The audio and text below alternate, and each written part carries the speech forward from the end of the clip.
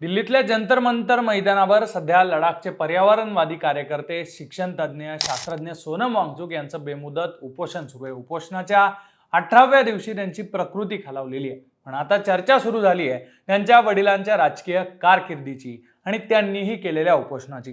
हो, सोनम वांगचुक यांचे वडील वांग्याल वांगचुक यांनी सुद्धा काही दशकांआधी असंच एक उपोषण केलं होतं।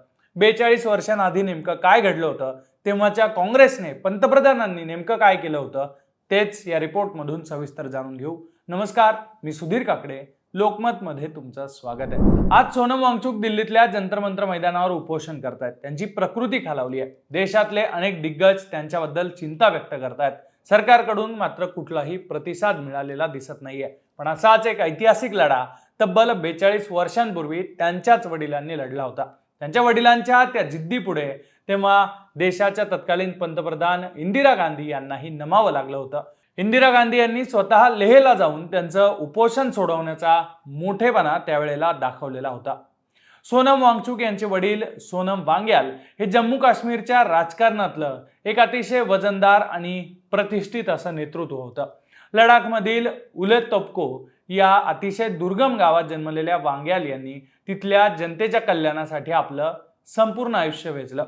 1975 मध्ये ते जम्मू काश्मीर राज्याच्या सरकारमध्ये थेट मंत्री झाले। पण मंत्रीपद मिळालं तरी त्यांचं मन हे नेहमी लडाखच्या मातीशी जोडलेलं होतं। लडाखमधील दुर्गम गावांमधील लोकांना त्यांचे हक्क मिळवून देणं हाच त्यांच्या राजकारणाचा मुख्य हेतू होता। सोनम वांग्याल यांचा खरा संघर्ष उभा राहिला तो 1984 मध्ये, कारण त्या काळात लडाखला मुख्य प्रवाहातील योजनांचा म्हणावा तसा लाभ मिळत नव्हता। लडाखच्या जनतेला अधिक संधी आणि अधिकार मिळावेत म्हणून सोनम वांग्याल यांनी लडाखला अनुसूचित जमातींचा दर्जा देण्याची मागणी केली आणि तो मिळवून देण्यासाठी त्यांनी लढा सुरू केला। सरकार दाद देत नाही हे पाहिल्यावर त्यांनी थेट लेहमध्ये बेमुदत उपोषण सुरू केलं। हाडं गोठवणाऱ्या थंडीत सलग 5 दिवस त्यांचं उपोषण सुरू होतं। स्थानिक जनतेचा त्यांना पाठिंबाही मिळायला लागला होता आणि सोनम वांग्याल यांची ढासळती प्रकृती पाहून दिल्लीपर्यंत चर्चा सुरू झालेल्या होत्या आणि मोठ्या हालचाली सुरू झालेल्या होत्या। शेवटी तत्कालीन पंतप्रधान इंदिरा गांधी यांना या आंदोलनाची दखल घ्यावी लागली।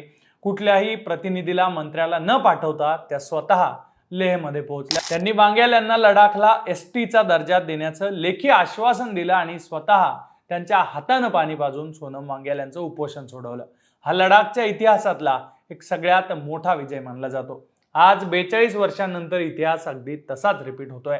तेव्हा वडिलांचा संघर्ष होता लडाखला अनुसूचित जमातीचा दर्जा मिळवून देण्यासाठी। आज मुलाचा संघर्ष आहे लडाखच्या हिमनद्या, पर्यावरण, संस्कृती वाचवण्यासाठी। त्याचबरोबर संविधानाच्या 6व्या अनुसूचीचं कवच मिळवण्यासाठी।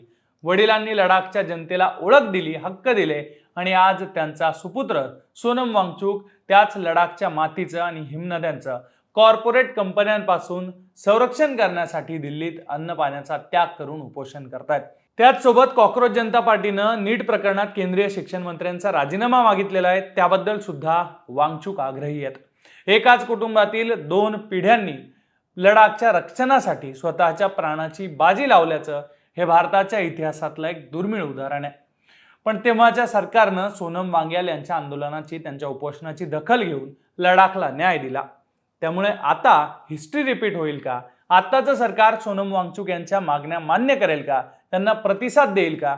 हे पाहणं सगळ्यात जास्त महत्त्वाचं असणार आहे।